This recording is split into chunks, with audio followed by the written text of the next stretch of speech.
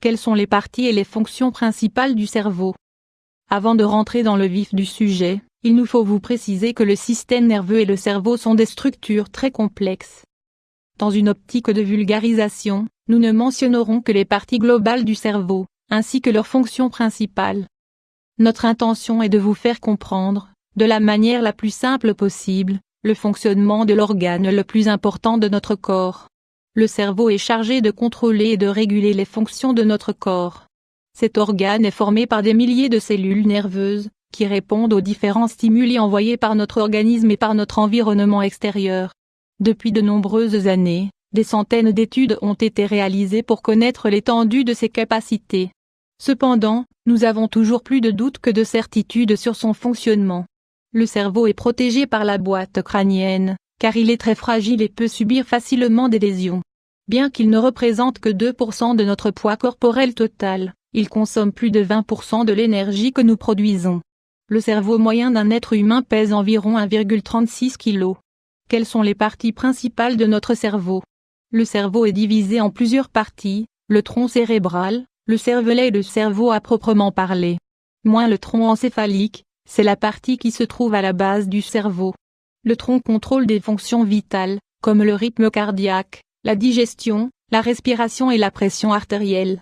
Il connecte le cerveau au reste du corps, grâce à la moelle épinière. Le tronc encéphalique se subdivise en 3 parties, le bulbe rachidien, la protubérance et le mésencéphale. Le cervelet est chargé de maintenir l'équilibre et la posture. Il est impliqué dans tous les mouvements du corps. C'est lui qui nous permet de réaliser des mouvements coordonnés et précis. Le cerveau est en relation directe avec les sens, les émotions, les souvenirs et les réactions. Pour le dire simplement, c'est le chef de notre corps, qui se charge de recevoir des signaux et d'y répondre. Un exemple simple, imaginez que vous êtes en train de cuisiner.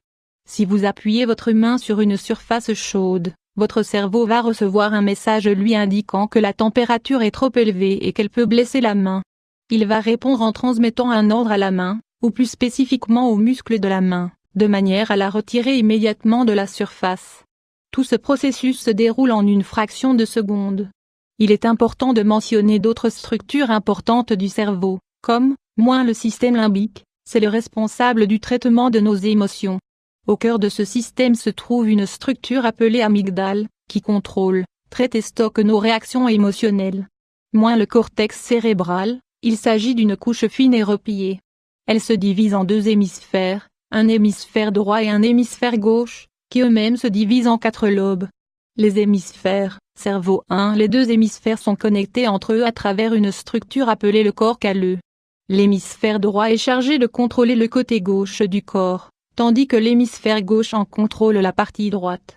C'est pour cette raison que les dommages résultant d'un accident vasculaire cérébral, dépendent de l'hémisphère touché. Si la lésion s'est produite dans l'hémisphère gauche, la partie droite du corps sera affectée. Et très logiquement, si c'est l'hémisphère droit qui a été touché, c'est la partie gauche du corps qui souffrira de dommages. L'hémisphère droit est en relation directe avec l'expression non verbale, comme par exemple, l'intuition, la reconnaissance des visages, des voix et des mélodies. Dans cet hémisphère, les pensées et les souvenirs se manifestent à travers des images. L'hémisphère gauche est celui qui domine chez la plupart des personnes. Il est en lien avec l'aspect verbal de notre esprit. Si cette zone est endommagée, il est impossible ou difficile de parler ou d'écrire. L'expression orale et la compréhension du langage deviennent hors de portée pour la personne dont cet hémisphère a subi des lésions.